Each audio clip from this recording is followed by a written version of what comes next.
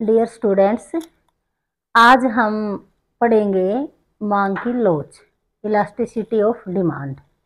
मांग की लोच में इम्पोर्टेंट क्वेश्चन हैं जो हमेशा पेपर में आते हैं, तो वही हैं कि मांग की लोच को मापने की विधियाँ। मांग की लोच में हम मांग की लोच की श्रेणियाँ, मांग की लोच की विधियाँ, मांग की लोच को प्रभावित करने वाले तत्व, 3-4 हमारे क्वेश्चन इसमें बनते हैं। वो सब मैं आपको एक एक वीडियो में अच्छे से बताऊंगी। तो इम्पोर्टेंट लेसन है, ध्यान से सुनोगे तो बिल्कुल आ जाएगा, बिल्कुल इजी है, कोई दिक्कत की बात नहीं है। मांग की लोच किसे कहते हैं? आप लोगों ने मांग का नियम पढ़ा है। मांग का नियम हमें ये बताता है कि जब कीमत कम होती है तो मांग अधिक हो जाती है, और जब कीमत अधिक होती है तो मांग कम हो जाती है। परंतु मांग के नियम से हमें ये नहीं पता चलता कि कितनी कीमत कम होने से कितनी मांग बढ़ेगी, मात्रा का पता नहीं चलता। मांग का जो नियम है वो सिर्फ दिशा सूचक है, मात्रा सूचक नहीं है। दिशा सूचक का मतलब ये हमें एक दिशा बता देता है कि कम कीमत अधिक मांग, अधिक कीमत कम मांग, ये एक दिशा बताई है। लेकिन कितनी कीमत कम होने से मांग की मात्रा में कितनी वृद्धि होगी, इसके बारे में मांग का नियम हमें नहीं बताता। इसके बारे में जानकारी लेने के लिए हमें मांग की लोच का अध्ययन आवश्यक था। तो मांग की लोच हमें कीमत और मांग के मात्रात्मक संबंध को बताती है। तो इसमें हम क्या लिखेंगे कि मांग की कीमत लोच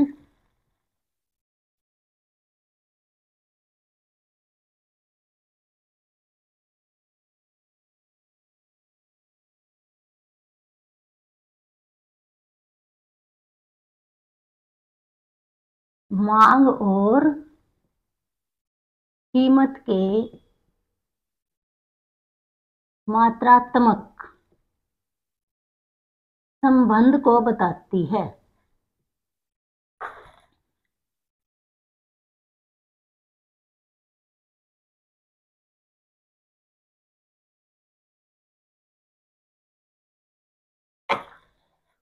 अगर पेपर में आ जाए कि मांग की कीमत लोच किसे कहते हैं, तो एक इजी सा इसका सूत्र है, आप वो सूत्र लिख देना।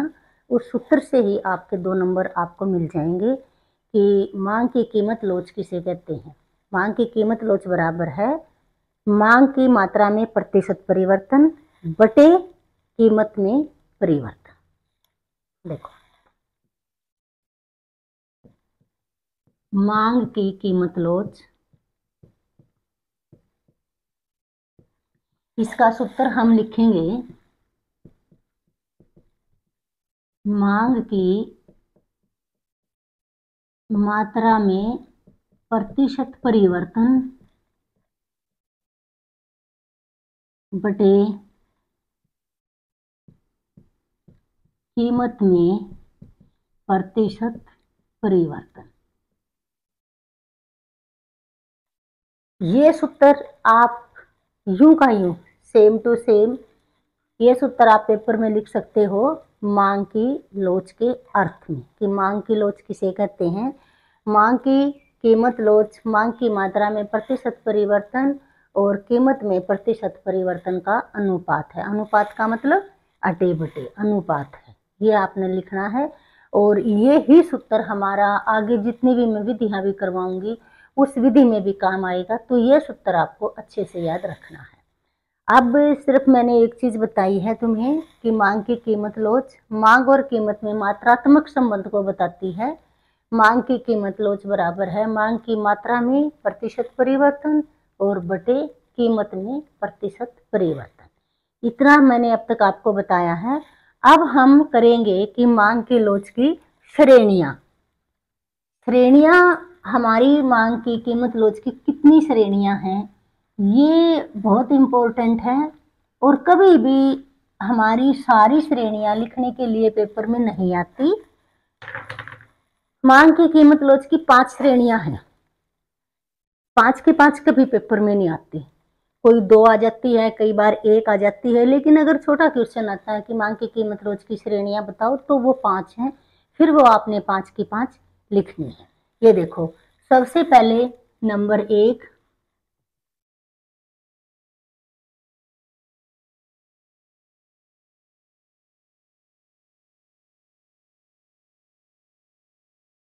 पूर्णतया लोचदार मांग। पूर्णतया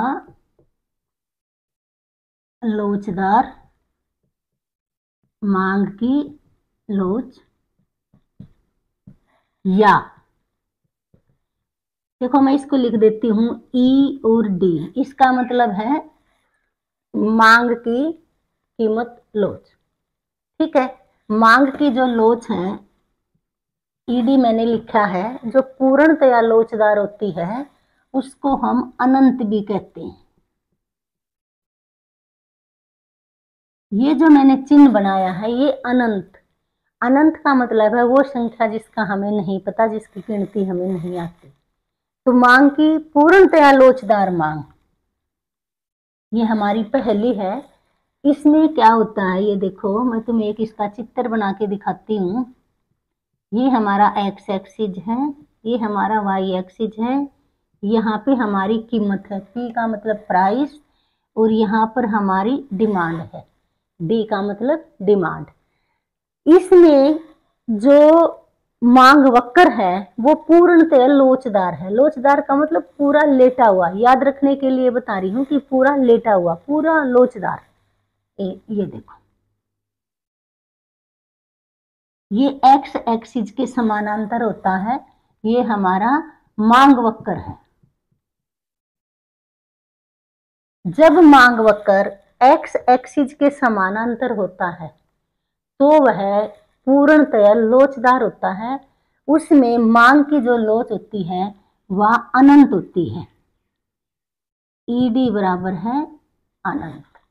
मांग की लोच जो है वो अनंत होती है, इसे हम पूर्णतया लोचदार मांग भी बोलेंगे। तो आप इसको कुछ भी लिख सकते हो, पूर्णतया लोचदार मांग। अब आप इसमें देखो, अगर पेपर में आ जाए कि जब मांग वक्र एक्स एक्सिस के समानांतर होता है तो वह क्या दर्शाता है, तो आप उसमें लिखोगे वह पूर्णतया लोचदार मांग को दर्शाता है। उसमें मांग की लोच अनंत होती है, इसमें कीमत शिखर होती है। इसमें देखो कीमत है ओ से लेकर पी तक,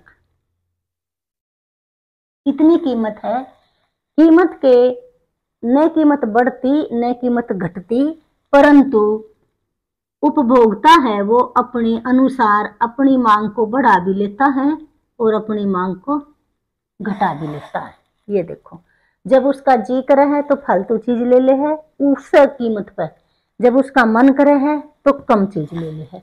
डिपेंड करे है, ये मैंने आपको एक दिन पहले भी बताया था कि डिपेंड करता है कि अगर घर में मेहमान आ जाए तो अगर 100 रुपये किलो दूध है तो मेहमान आने के कारण अगर हमने वो ज़्यादा लेना पड़ गया तो हम कीमत नहीं देखते, हमने वो ज़्यादा भी ले लिया।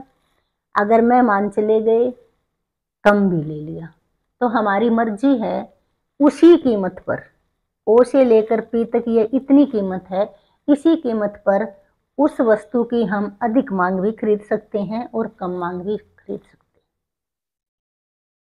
हैं। ये कीमत शिखर होती है इसमें। तो ये पूर्णतया लोचदार, याद रखने के लिए आप लोगों को कि पूर्णतया लोचदार कैसा होता है, बेलोचदार कैसा होता है, याद रखने के लिए लोचदार का मतलब पूरा लेटा हुआ मांग वक्र।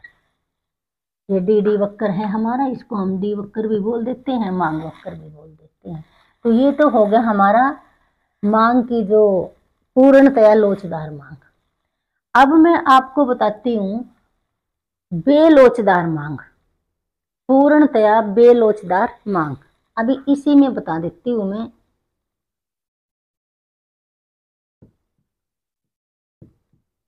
ये हमारी आ गई बेलोचदार मांग। अब इसमें देखो, ये सारे हमने चित्र बना के दिखाने होते हैं पेपर में। बेलोचदार का मतलब बिल्कुल खड़ी हुई, जिसमें कोई लोच नहीं। तो इसका मतलब क्या हुआ, वो जो हमारा मांग वक्र है वो वाई एक्सिस के समानांतर है। ये हमारा मांग वक्र अब की बार ऐसे है, ये O Y X, X axis, Y axis, यहाँ पे हमारी डिमांड और यहाँ पे हमारी कीमत। अब देखो इसमें क्या है कि कीमत के बढ़ने और घटने का उपभोक्ता की मांग पर कोई प्रभाव नहीं पड़ा। एक उपभोक्ता है ओ से लेकर यहां तक, यहां से लेकर यहां तक इतनी वस्तु वो खरीदता है। उसके घर में रिक्वायरमेंट है कि नमक की 2 थैली लगनी है। तो चाहे कीमत कितनी है बढ़ जा, चाहे कीमत कितनी है घट जा, उसने 2 थैली लेनी है। कीमत का कोई प्रभाव नहीं पड़ता। अब कीमत बढ़ गई, मान लो कीमत पहले ओ से लेकर यहां तक थी, फिर कीमत बढ़ गई, बढ़ने के कारण यूं थोड़ी है कि हम नमक खाना ही छोड़ देंगे। और अगर कीमत घट गई तो यूं नहीं है कि हम नमक अधिक खाना शुरू कर देंगे। तो कुछ चीजें ऐसी होती हैं जिसका कीमत के बढ़ने या घटने पर कोई प्रभाव नहीं पड़ता। उन वस्तुओं की मांग की लोच बेलोचदार होती है। ये बेलोचदार है, जो बिल्कुल खड़ी है, इसमें कोई लोच नहीं है, टेढ़ी मेढ़ी बिल्कुल नहीं, बिल्कुल सीधी वाई एक्सिस के समानांतर खड़ी है। इसे हम मांग की जो लोच है इसको हम शून्य मांग की लोच या बेलोचदार, हम इसको शून्य मांग की लोच भी कहेंगे और हम इसको बेलोचदार मांग की लोच भी कहेंगे। तो अब तक मैंने आपको मांग की जो लोच है उसकी श्रेणियां हैं, 5 प्रकार की हैं। ये मैंने आप लोगों को 2 बताई हैं, पूर्णतया लोचदार जो बिल्कुल लेटी हुई होती है और पूर्णतया बेलोचदार जो बिल्कुल खड़ी हुई होती है। पूर्णतया लोचदार मांग को हम अनंत मांग भी कहते हैं, मांग की लोच अनंत, और यहाँ पर मांग की लोच शून्य मांग की लोच। अब मैं आप लोगों को बताऊंगी अधिक, कम और समान मांग की कीमत लोच।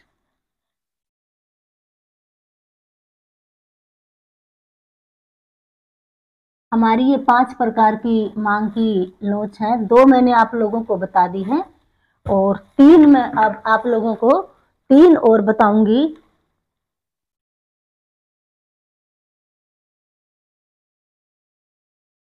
अब देखो, अब है समान मांग की लोच। यहां पर मैं तीनों चित्र इकट्ठे बनाऊंगी, यहीं लिख देती हूं समान मांग की लोच। इसका दूसरा नाम है अनुपातिक,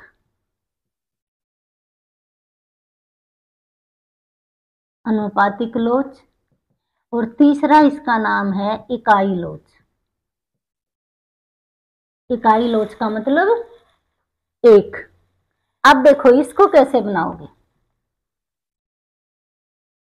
बिल्कुल इजी है। अगर आप ध्यान से इसको देखोगे और ध्यान से सुनोगे तो बहुत इजी है। यहां मैंने मांग ली है और यहां मैंने कीमत ली है। अपनी मर्जी से मैंने कहीं 2 बिंदु लगाए हैं। अब ये देखो इन दोनों को मैं ऐसे मिलाती हूँ। इसका मतलब है जब कीमत यहां से यहां तक थी तो हम इतनी मांग खरीद रहे थे, कोई भी वस्तु हम इतनी ले रहे थे। फिर हमारी कीमत में परिवर्तन आ गया, तुम्हारी मर्जी कीमत को बढ़ाओ या घटाओ। अभी जैसे मैंने इसमें कीमत को घटा दिया, इतना घटाया, जितनी हमने कीमत घटाई बिल्कुल उतनी ही नाप के फुटे से उतनी ही तुमने मांग को बढ़ाना है। अब ये देखो, मतलब ये यहां से लेकर यहां तक मैंने जो अंतर लिया है उतना ही मैंने बढ़ाया है। बिल्कुल नाप के बढ़ाना है तुमने, सेंटीमीटर के हिसाब से फुटे पेंसिल का यूज करके। और ये हमारे 2 बिंदु हैं, ये हमारा मांग वक्र आ गया और इस मांग वक्र पर ईडी 1 के बराबर है, मांग की लोच है 1 के बराबर, क्योंकि ये बटे ये, यो बटे यो होना था। तो जब ये मान लो 2 सेंटीमीटर है और ये भी 2 सेंटीमीटर है, तो 2 बटे 2 होकर 1 हो जाए। तो ये हमारा जितना परिवर्तन कीमत में आया है उतना ही परिवर्तन हमारा मांग में आया है। जितनी हमारी कीमत कम हुई है उतनी ही हमारी मांग बढ़ी है, सेम। तो ये हो गया हमारा अनुपातिक मांग की लोच। अब दूसरा है हमारा इकाई से अधिक।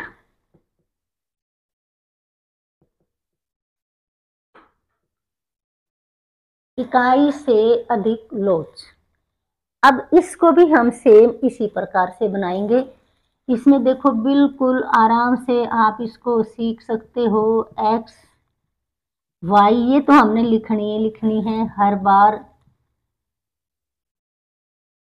ये मैंने बनाया, यहां से लेकर यहां तक हमारी मांग है, यहां से लेकर यहां तक हमारी है कीमत। मतलब इतनी कीमत पर, चाहे या 6, 7, 8 कुछ भी है, इतनी कीमत पर हम इतनी मांग ले रहे हैं।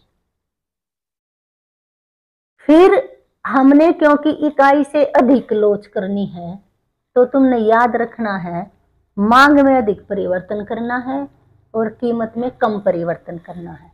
देखो कीमत थोड़ी सी नीचे आ गई,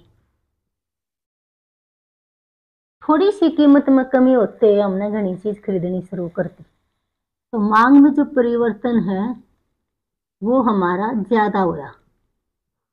देखो ये वाला अंतर और ये वाला अंतर ज्यादा है। जब अधिक मांग की लोच दिखाओगे तो मांग में परिवर्तन अधिक दिखा देना, तो वो हो जाएगा अधिक मांग की लोच। और इसका जो हमारा ये मांग वक्र बनेगा ये ऐसे बनेगा, और इसे हम लिखेंगे ED ग्रेटर देन 1, मतलब इकाई से अधिक मांग की लोच। जब आप इससे उल्टा करोगे तो वो इकाई से कम मांग की लोच हो जाएगी। अब देखो तीसरा चित्र,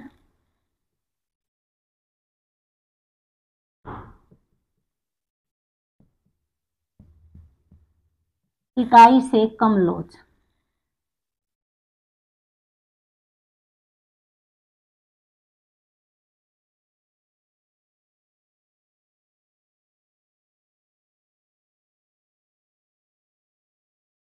पहले अपने आप की कहीं भी किसी प्रकार से इस प्रकार से कोई 2 लाइन खींचो।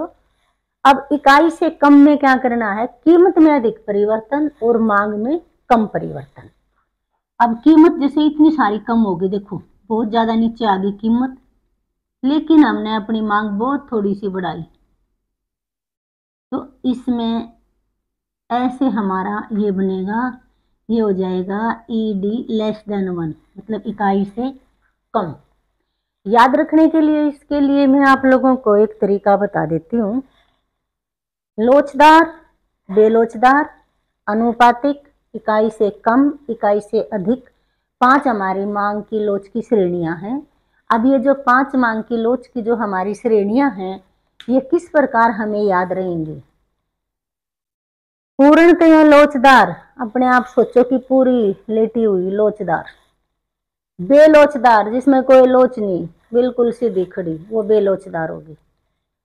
तीसरा है अनुपातिक, इकाई के बराबर, मतलब जितना मांग में परिवर्तन होगा उतना ही कीमत में परिवर्तन होगा, दोनों में बराबर परिवर्तन, बिल्कुल फुटे से नाप के करना है, बराबर परिवर्तन। इकाई से अधिक, जब आप इकाई से अधिक लिखोगे तो मांग में अधिक परिवर्तन करना है और कीमत में कम। इकाई से अधिक में ये बात याद रखनी है कि मांग में अधिक परिवर्तन करना है, तो इकाई से अधिक, मांग में कम परिवर्तन करोगे तो इकाई से कम। ये देखो इसमें मांग में अधिक परिवर्तन किया है, इसमें मांग में कम परिवर्तन किया है, लेकिन नियम मांग का ही चलेगा। कभी कुछ भी कर दो, ऐसे नहीं जैसे हमारी कीमत कम हुई तो हमारी मांग बढ़ी है, लेकिन वह कितनी बढ़ी है ये देखना है कि मांग में थोड़ा सा परिवर्तन हुआ और कीमत में अधिक परिवर्तन हुआ। तो मांग में थोड़ा परिवर्तन हुआ कम परिवर्तन हुआ, इसीलिए मांग की लोच इकाई से कम है।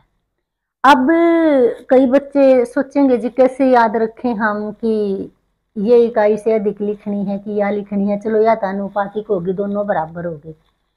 तो इसके लिए जो हमारी मांग की लोच का सूत्र है वो तुमने अपने दिमाग में रखना है कि मांग की मात्रा में प्रतिशत परिवर्तन बटे कीमत में प्रतिशत परिवर्तन। मतलब कीमत में प्रतिशत परिवर्तन नीचे है, अगर ऊपर का हिस्सा अधिक होगा और नीचे बटे कम होगा तो वो एक से फालतू होगा। यूं याद रखना है आप लोगों को। तो अब मैंने ये 5 प्रकार की श्रेणियां आप लोगों को बता दी। 5 की 5 कभी पेपर में नहीं आती कि पांचों लिखनी आए, ऐसा कभी भी नहीं होता। 1 2 आ सकती है। अभी हमारे 4 सेट आते हैं तो किसी में ये आ जाए, किसी में ये आ जाए, किसी में ये आ जाए, किसी में दूसरा आ जाए, छोटे प्रश्नों के रूप में भी आ जाए। तो किसी भी प्रकार से हमारी ये आ सकती हैं और इजी हैं। कोई भी क्वेश्चन अगर आप लोग समझ रहे हो, देख रहे हो, तो उसका एक बेस्ट तरीका है कि सबसे पहले आप उसको समझो, पढ़ो और फिर उसको अपनी कॉपी पे बना के देखो। जैसे मैथ में हम जब सवाल करते हैं तो हमें लगता है कि टीचर ने जो सवाल समझाया है वो बहुत ईजी है और हमें आ गया, लेकिन जैसे ही हम उसको निकालने लगते हैं तो हम भूल जाते हैं। सेम यही इन डायग्राम्स का है। अब आपको लगेगा नहीं हमें ये याद हो गया और हम इसको पेपर में लिख आएंगे, नहीं, ऐसा बिल्कुल नहीं है।